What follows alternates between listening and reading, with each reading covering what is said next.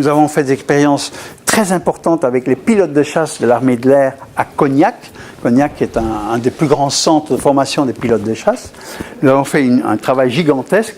On a pris une classe de 53 jeunes pilotes en deuxième année, donc des gens qui ont à peine 100 heures de vol derrière eux sur des tout petits coucous.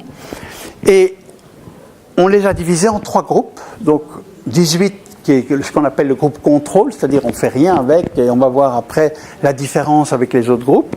Le deuxième groupe a été formé par l'armée de l'air à une formation qui s'appelle les facteurs humains et qui est donnée depuis des décennies, où il y a de la psychologie, etc. Et nous avons pris le troisième groupe. Et ce groupe de 18, on leur a donné en 2 mois 7 fois 2 heures de formation. Rien à voir avec ce que je fais avec vous. On leur a rien expliqué du modèle, absolument rien. On n'a fait que des exercices cognitifs, multisensoriels, émotionnels, corporels, etc. Pour faire quoi? Pour apprendre à lâcher prise aux croyances, aux idées, aux valeurs, aux antivaleurs, c'est-à-dire les aversions. On va le voir tout à l'heure, un exemple. Pour apprendre, en fait, à jongler avec les événements, à rester serein face à des situations extrêmes. 7 fois 2 heures. Et puis on a attendu 3 mois. 3 mois après, les 53 pilotes sont passés en simulateur de vol, avec un vol pas piqué des verres, vous imaginez, avec plein de situations extrêmes, etc., qui entraînent un stress maximum, on revient au stress.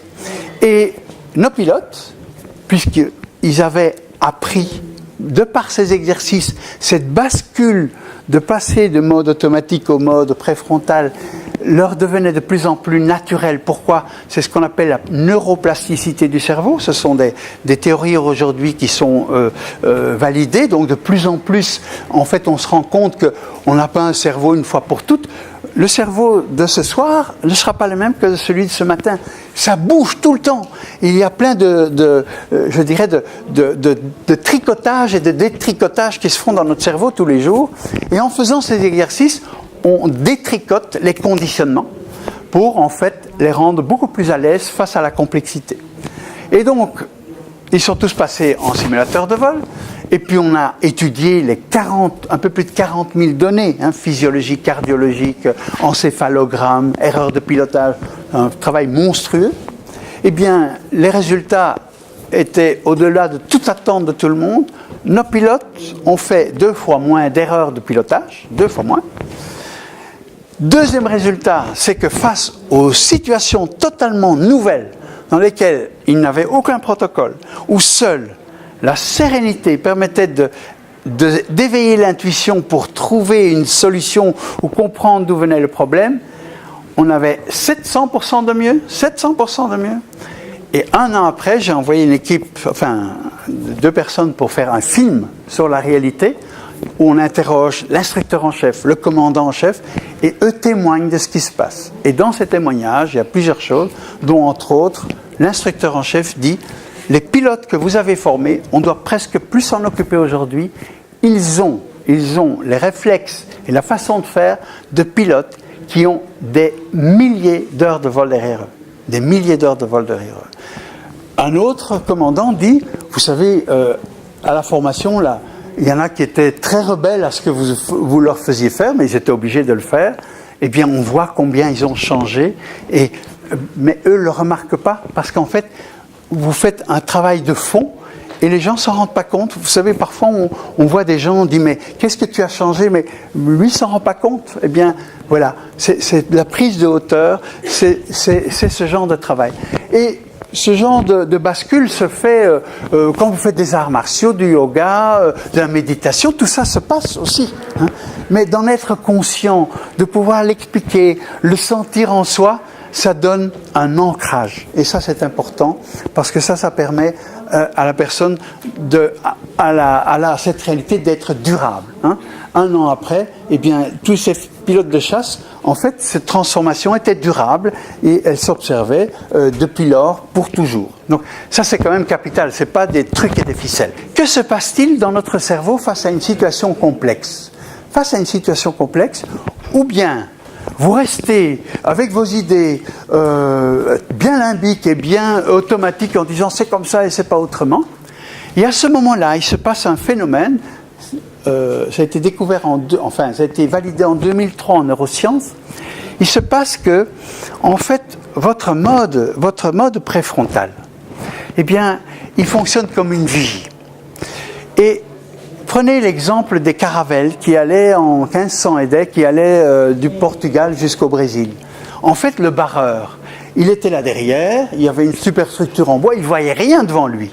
Mais lui, il suivait un cap. Donc, il avait un automatisme, il avait un cap à suivre. Et tout en haut, il y avait un petit panier là avec une vigie.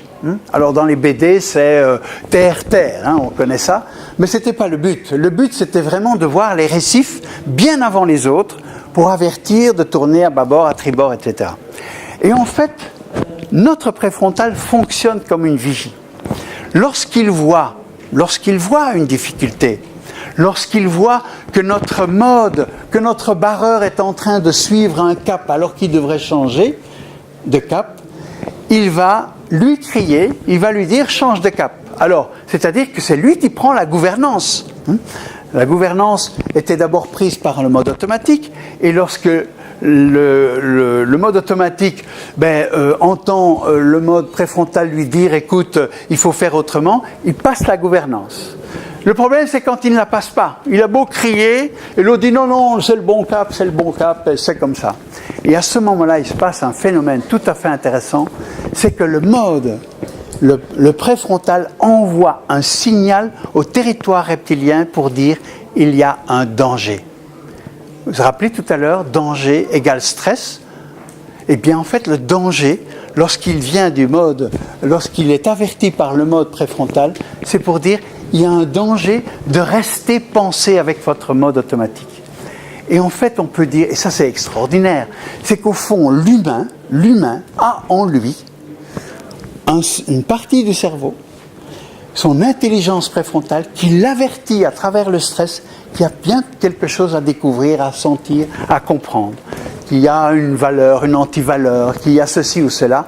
Et donc, en fait, nous avons en nous notre guide intérieur qui nous rappelle qu'il y a peut-être bien un peu de changement à faire chez nous lorsque nous sentons le stress. Et c'est pour ça que le stress est tellement important, non pas pour dire maintenant il faut se calmer, on va se coucher, il faut respirer, etc. C'est très bien. Mais si on ne va pas à la cause, c'est très gentil, mais ça ne va pas changer grand-chose. Et c'est pour ça que le stress est vraiment un élément important pour comprendre que derrière, il y a quelque chose à découvrir. Et c'est pour ça que vous, en tant que coach, à partir du stress, en repérant les stress de lutte, de fuite, d'inhibition, eh bien tout de suite, il y a des interrogations à se faire. Parce que sinon, on rentre dans le jeu de l'autre et il n'est pas bien. Dans le stress, il va dire plein de choses, mais ce n'est pas vraiment utile. Vous ne l'aidez pas à avancer. Ça, je vous donne cet exercice parce qu'il est important. Vous pouvez le faire demain avec des coachés. Alors, et pour le rendre très simple, parce qu'on n'a pas le temps, je vais vous expliquer. Donc, moi, en 1995, j'étais chef d'entreprise, j'avais 550 personnes. Tous les jours, je passais 1 heure de mon temps, j'adorais faire ça. Je faisais un tour, pas de toute l'entreprise, j'allais voir tantôt les magasiniers, tantôt les chauffeurs, tantôt les services comptables, les vendeurs, enfin... J'aimais rencontrer les gens. Ça faisait partie du besoin de percevoir les signaux faibles, comme on dit. Et j'avais un problème, c'est que j'avais une valeur importante qui était l'efficacité. Ok, pourquoi pas au fond, quand on est chef d'entreprise, il y a intérêt à être efficace. Mais j'avais une antivaleur, j'avais horreur de l'inefficacité. Ce qui fait que quand j'allais faire mon tour, j'adorais faire ça et forcément je tombais toujours sur des trucs inefficaces. Et là, ça bouillonnait en moi, et soit je passais en stress de fuite, c'est-à-dire je voyais le truc là et on passe à côté, parce qu'on ne se sent pas la force d'y aller. Soit je passais en lutte, j'allais vers le type et lui disais, écoute mon gars, c'est pas comme ça qu'on fait un nœud, c'est pas comme ça qu'on attache un meuble dans un camion, je vais te montrer comment faire. Enfin, vous voyez un peu la lutte. Donc l'autre est là dans un état un petit peu de soumission et d'inquiétude. Ou alors je passais en inhibition, c'est plus rare, c'est pas possible, vous remontez dans votre bureau et vous passez une mauvaise journée. Hein. Bon, je caricature. Et donc, j'avais horreur de l'inefficacité. Et puis, je vais chez Jacques et je lui dis, écoute Jacques, je me rends compte quand même qu'au fond, l'inefficacité, ça me met en stress. Et il m'a fait faire cet exercice que vous pouvez utiliser dès demain.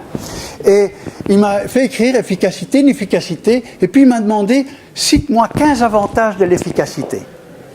Ça m'a pris combien de temps, pensez-vous? 2 minutes. Pourquoi? J'ai été chercher dans ma bibliothèque néolimbique, je connaissais tout ça et j'ai répété. Puis il m'a dit, trouve-moi 15 inconvénients à l'inefficacité. Waouh! 2 minutes, j'avais trouvé 15 événements. Et puis il m'a posé la question, trouve-moi 15 inconvénients à l'efficacité.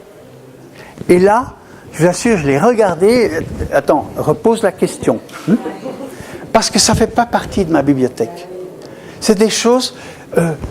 quels sont les inconvénients de la justice, du respect, toutes ces valeurs auxquelles on croit, hein, eh bien, il y a plein d'inconvénients. Et il m'a fait travailler pendant 25 minutes pour en trouver 15.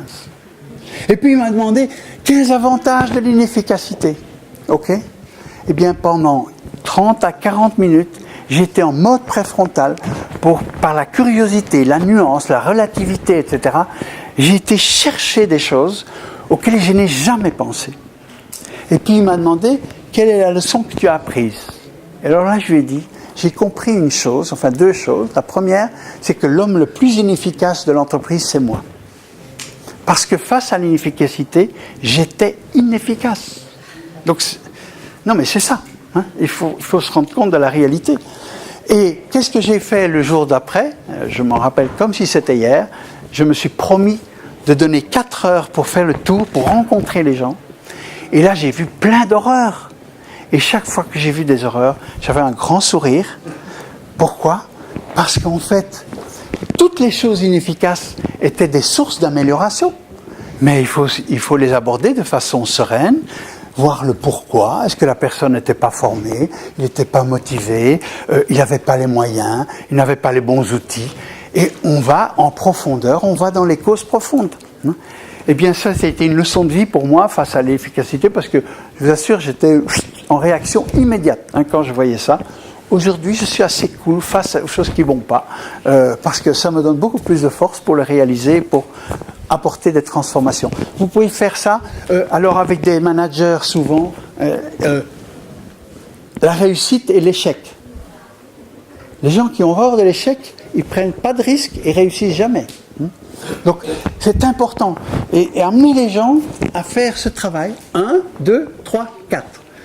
Et donnez-leur 45 minutes s'il faut, ça n'a pas d'importance. L'important, c'est d'aller en profondeur. Et puis, qu'est-ce que vous en avez appris? Je vous assure que vous avez, sur le plan neuroplasticité du cerveau, vous avez changé son regard sur les choses. Et il va se transformer petit à petit. C'est pas pour ça que le lendemain, il va pas passer en stress devant l'inefficacité. Attention, mais la pression sera beaucoup moins grande et il va petit à petit changer les choses.